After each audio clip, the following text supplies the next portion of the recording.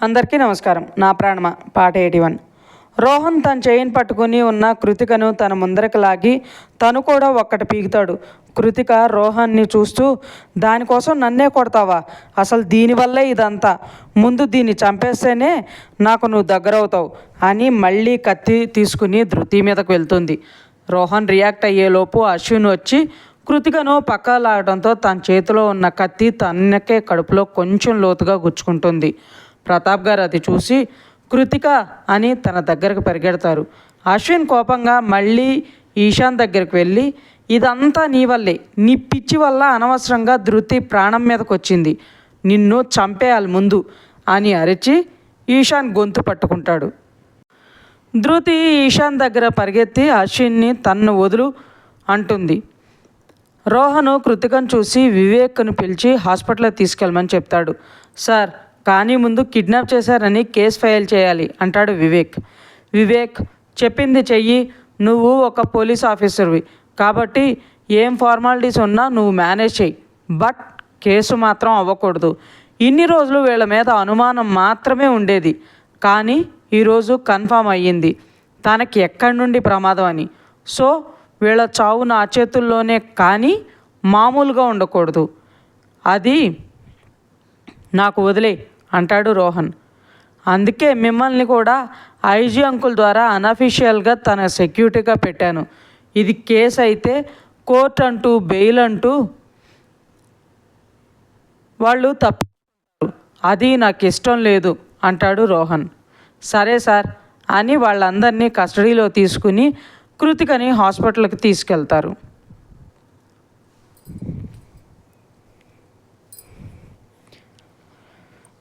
అశ్విన్, లేదు ధృతి, వీడి వల్లే ఎంతవరకు వచ్చింది, నీకేం కాలేదు కాబట్టి సరిపోయింది, లేకుంటే నీకేమైనా జరుగుంటే ఏమై ఉండేది, అందుకే వీడిని చంపేస్తాను ఇవాళ అంటాడు అశ్విన్.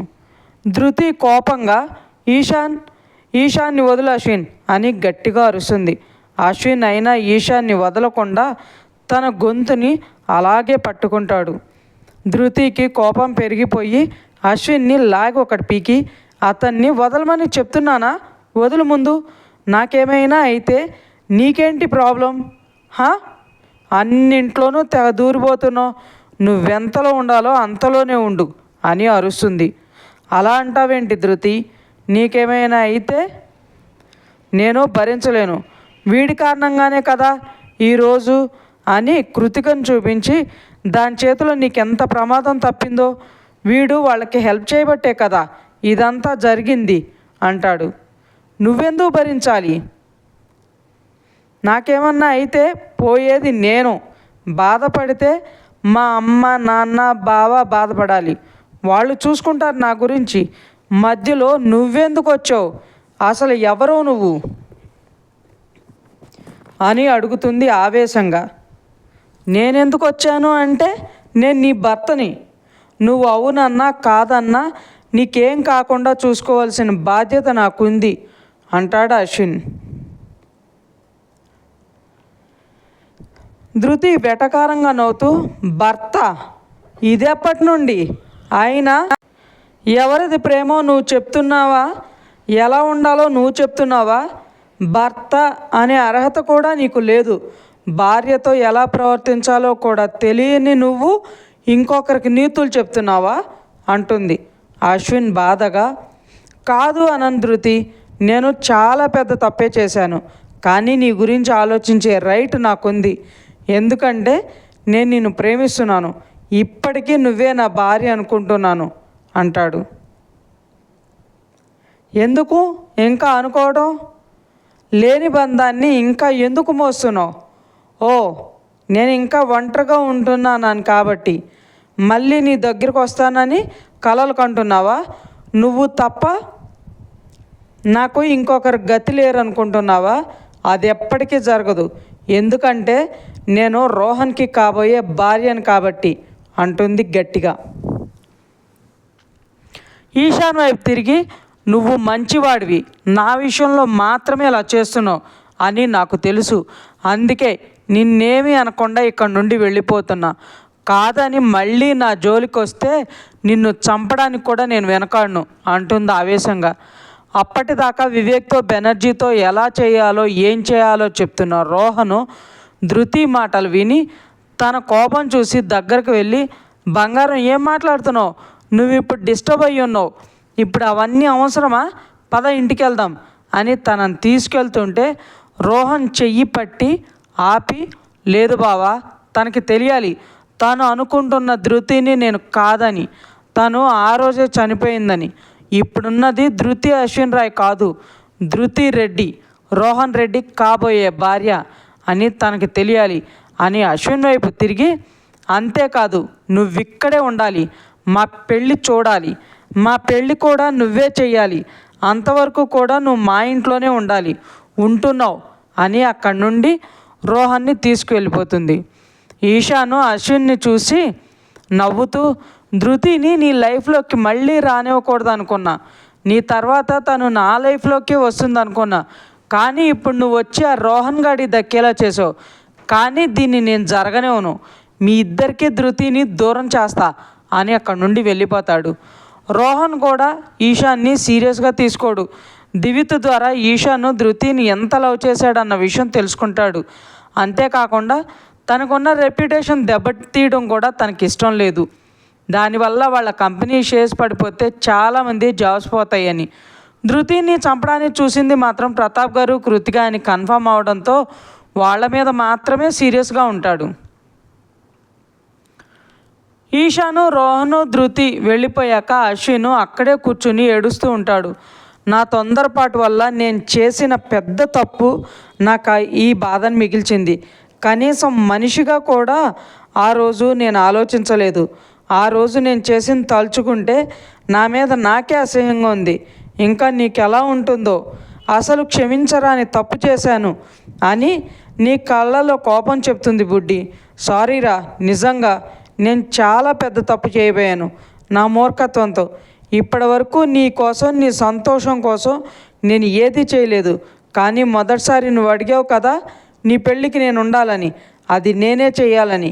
చేస్తానురా, కనీసం ఈ విధంగా అయినా నీ సంతోషానికి కారణం అవుతాను అని అక్కడి నుండి మళ్ళీ ధృతి ఇంటికే వెళ్తాడు. రోహన్ వెళ్తూ దివిత్కు కాల్ చేసి విషయం చెప్పి ధృతిని తీసుకుని వస్తున్నాను అని ఇంటికే వచ్చేయమని చెప్తాడు. అంజు హాల్లో టెన్షన్గా కూర్చుని ఏడుస్తూ కూర్చుని ఉంటుంది. రోహన్ ఇంటికి రాగానే తనతో పాటు లోపలికి వస్తున్న ధృతిని చూసి ఫాస్ట్గా తన దగ్గరకు వెళ్తుంది. ధృతి అంజుని చూసి తన కన్నీళ్లు తుడిచి, అంజు ఏం కాలేదు కదా, ఎందుకు ఏడుస్తున్నావు, అయినా ఎందుకు అలా పరిగెడుతున్నావు అంటుంది చిరుకోపంగా.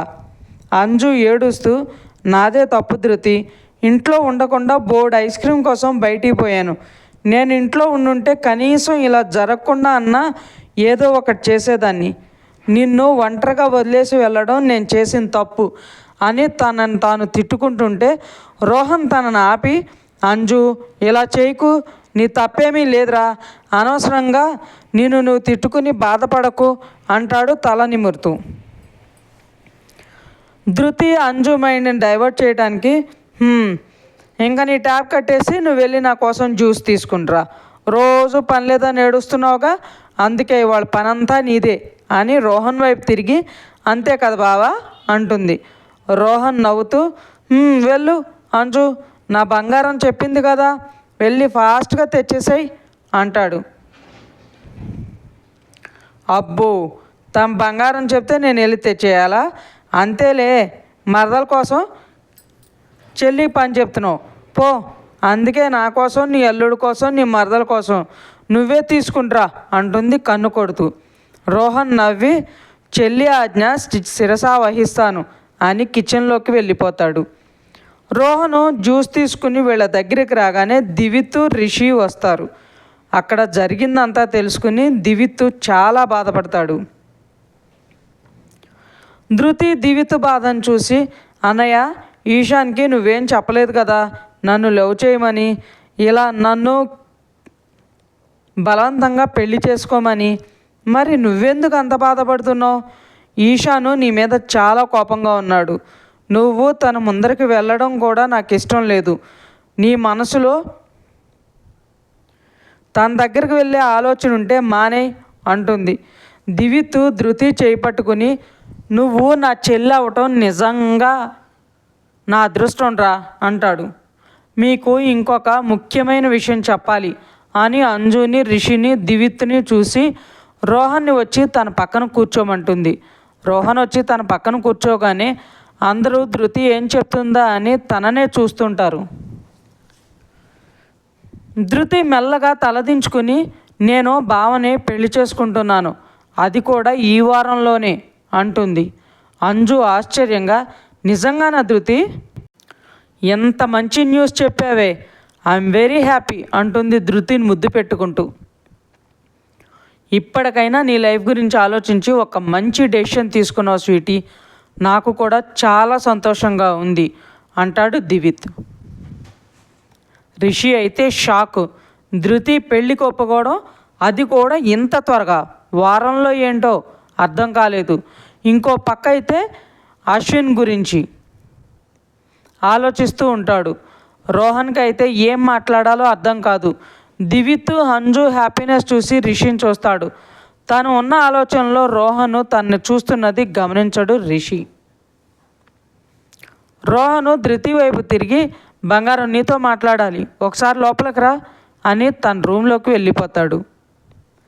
రిషి మనసులో అసలు ఏం జరుగుతుంది అక్కడ, ఏం జరిగింది అక్కడ, అశ్విన్ ఎక్కడికి వెళ్ళాడు, ధృతి గురించి ఆలోచిస్తూ అశోక్ కాల్ కూడా చేయలేదు, నేను ఇక్కడే ఉన్నాడా లేక హైదరాబాద్ వెళ్ళిపోయాడా అనుకుని కాల్ చేయాలని మొబైల్ తీస్తాడు.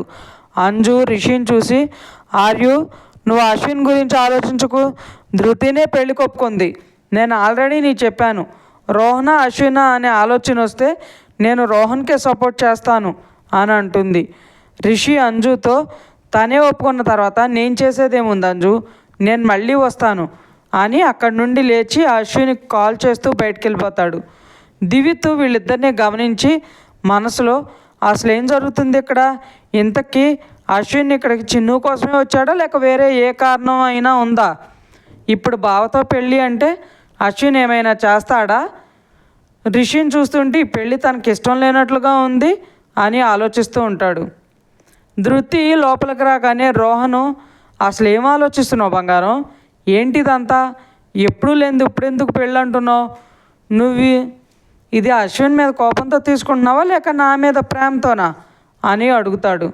ధృతి చిన్నగా నవ్వి, నా గురించి ఇంకా ఎన్ని రోజులు నిన్ను వెయిట్ చేయించాను బావా, పోనీ నువ్వెన్ని రోజులు వెయిట్ చేస్తావో చెప్పు, ఇప్పటికే నా కోసం చాలా చేసావు, అశ్విన్ చేసిన దానికి నేను చాలా చాలా కుంగిపోయాను, తన వల్ల పడిన బాధను పోగొట్టేలా చేసావు, అదే ఆలోచనలతో డిప్రెషన్లోకి వెళ్ళిపోయిన నన్ను దాని నుండి బయట తీసుకొచ్చావు, నాకు అమ్మని, నాన్నని, అప్పని, అన్నయ్యని అందరినీ దగ్గర చేసావు, ఇప్పటి వరకు నా కోసం చాలా చేసావు, కనీసం ఇప్పటికైనా నీ కోసం ఏదైనా నన్ను చేయనీ బావా అంటుంది.